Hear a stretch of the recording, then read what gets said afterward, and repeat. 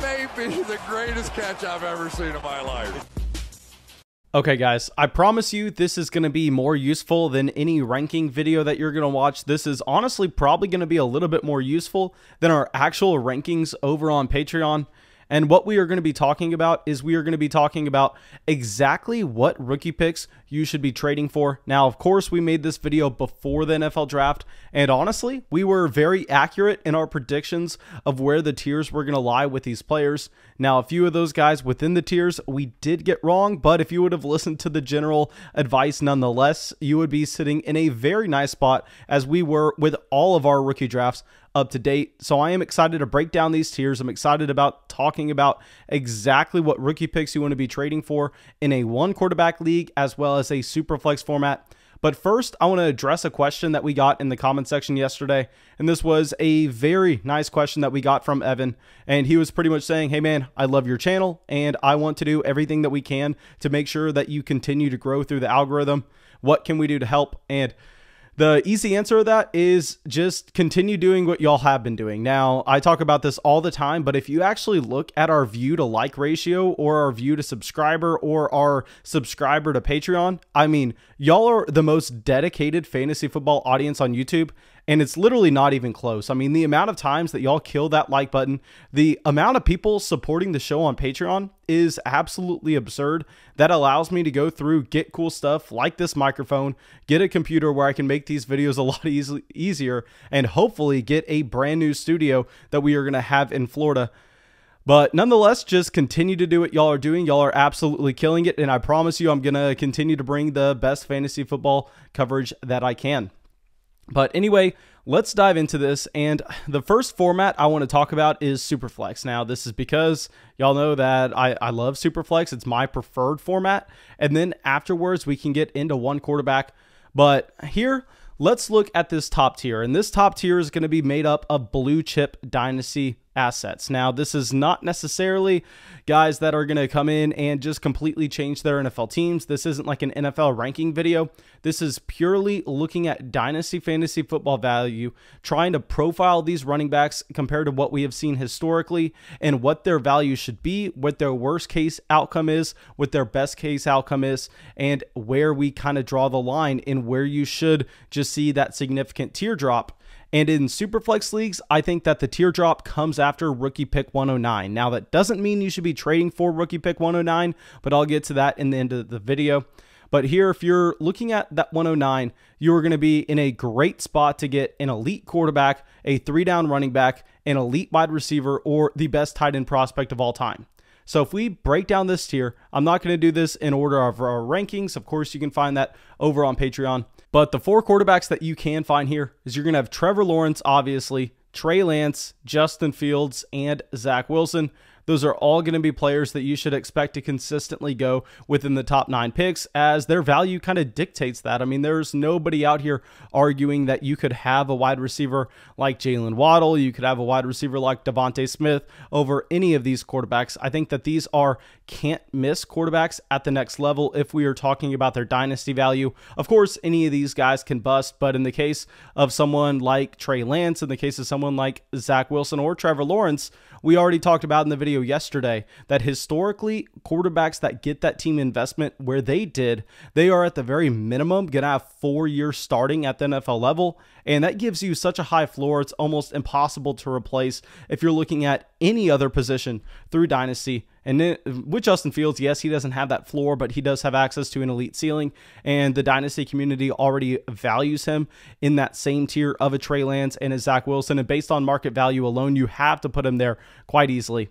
Now, if we go to the running backs, obviously you have Travis Etienne, you have Javonte Williams, as well as Najee Harris. And I understand in the case of Travis Etienne, not too many people are fond of the situation, but if you look historically at a running back that checks every single box going into the NFL draft, then he gets round 1 NFL draft capital.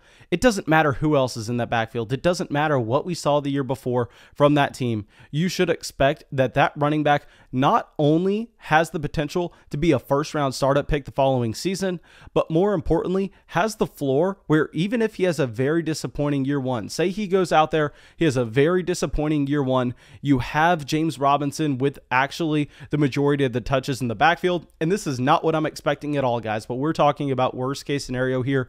In that case, Travis Etienne is still a dynasty asset with a ton of value. In that case, you kind of see his value do something similar to what you had with Rashad Penny after that 2018 rookie season, where no, you are not going to be able to get the same rookie pick that you spent on him in 2021, but it's not going to crater. It's not going to crater like you saw with the value of a Henry Ruggs last offseason. Historically, that just simply doesn't happen. A recent example you can look at that would be Clyde Edwards-Helaire from last year's draft, who had a very disappointing rookie season, yet he's still a top 24 dynasty startup pick. So Travis Etienne has to be locked in here, as well as Javonte Williams. Y'all know going into the NFL draft, I had my own questions about Javonte Williams.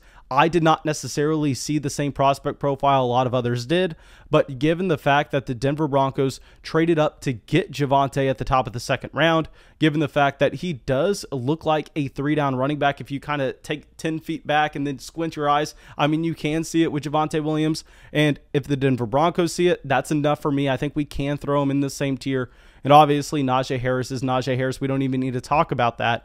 Now, Jamar Chase is going to be our next guy that we need to discuss. Jamar Chase, obviously the best wide receiver prospect in this entire draft class. I think he is on the same level as a CeeDee Lamb last year. I know a lot of people want to say that he's clearly a better wide receiver prospect than CeeDee Lamb. I don't know if we can get behind that, but we can say that he is deserving of that blue chip tier, and as well as Kyle Pitts. Now, y'all know Kyle Pitts, another prospect that I do have my questions with. I don't necessarily have my questions with Kyle Pitts himself, but more so tight ends coming from college to the NFL and how long it takes them to actually develop and what you see with their dynasty value over the beginning of their NFL careers. But nonetheless, I think that we can all agree that those are going to be the players that are those blue chip prospects in a Superflex league. And if you do the quick little math on that, so you have 4 quarterbacks, you have 3 running backs, so you're up to 7 players total. Then you have the wide receiver in Jamar Chase, that's the 108. And I'm not saying this in order. Like I said, we do have our rookie rankings as well as rookie ADP that you can find on Patreon.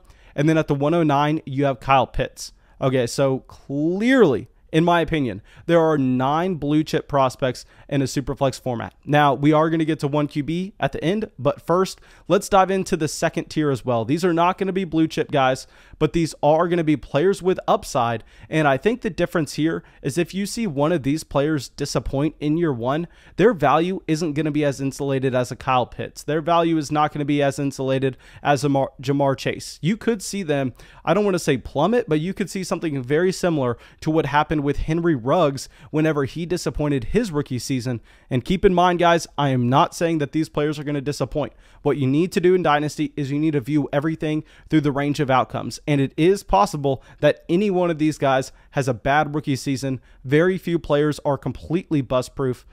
So if we get through this, I think that this tier for the upside players that do have a little bit of downside to go with them is going to be from the 110 to the 205. And we can pretty much label this tier wide receiver heaven. I mean, if you need a wide receiver, this is the tier that you're trading into.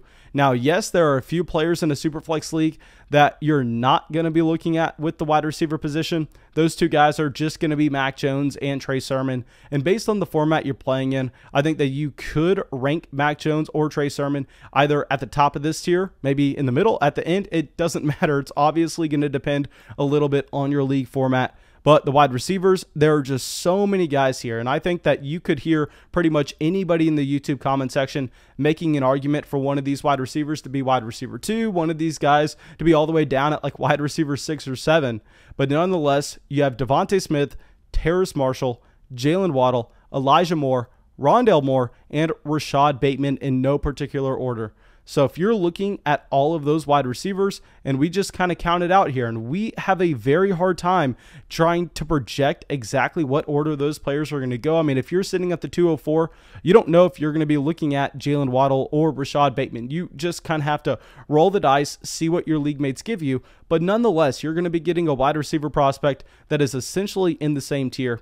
And so here, if you're starting at the 110, you have Mac Jones, and keep in mind, no particular order, Devontae Smith, 111, Terrace Marshall, 112, and then we move on to the second round, Jalen Waddle, 201, Elijah Moore, 202, Rondell Moore, 203, Rashad Bateman, 204, and Trey Sermon, 205. So I think that after that 205, you are going to expect that significant tier drop off if you're playing in those super flex formats.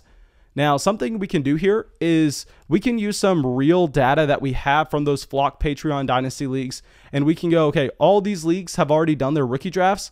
Let's see how many of those blue chip prospects actually fell into tier 2. Let's see if you would go and say you already have the rookie pick 110, or maybe you want to try to trade for the rookie pick 110 for a little bit of a lower cost than what you could get the 109 for. I will say definitely try to get the 109, guarantee yourself one of those blue chip guys, but if that's not possible, maybe you go and get the 108, the 110, because if we look across these Flock Patreon Dynasty leagues, you've actually had some of those blue chip prospects falling to the 110. Now in the Flock 2, you had Mac Jones being selected before Javonte Williams, but keep in mind that's a 2 quarterback format. I think in that format you can throw Mac Jones into the blue chip tier, so that's a little bit of an outlier, but nonetheless we move on beyond that.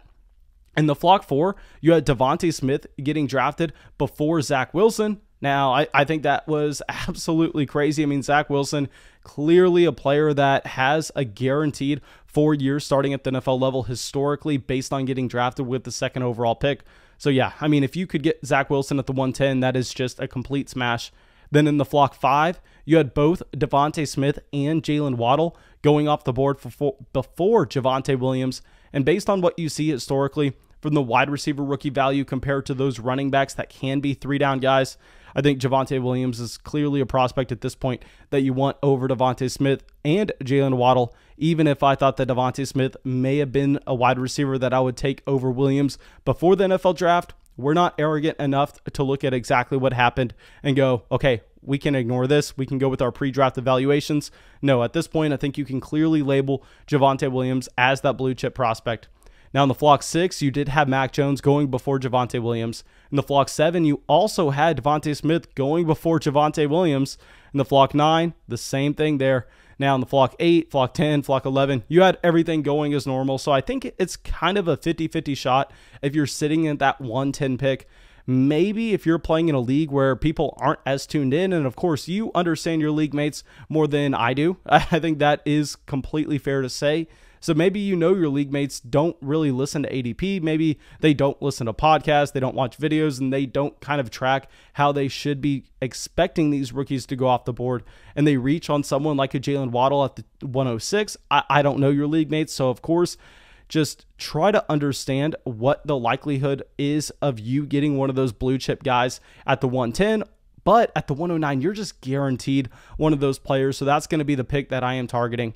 Now, if we are looking in a 1 quarterback format, what you can essentially do here is it's very easy. There are not going to be any blue chip quarterback prospects in a 1 quarterback league. And I think that is so easy to say when we know that the replaceability of the position is to the point where you really never have to worry about quarterback.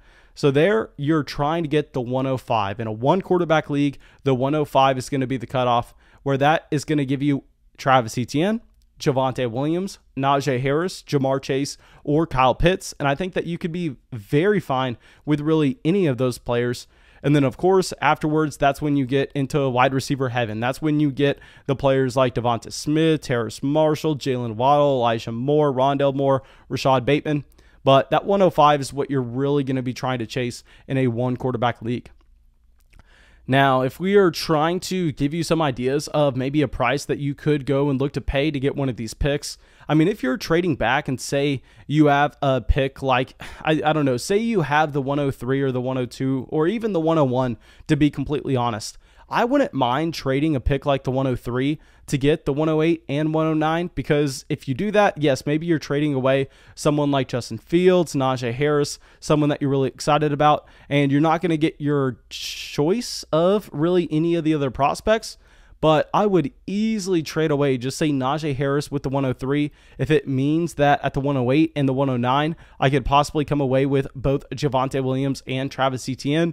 I mean, that is a complete smash. And of course, if you say that out loud, people are all going to jump on that Travis Etienne side, but maybe it doesn't look like that before the draft. Maybe before the draft, someone really doesn't understand how they should expect the draft board to go down.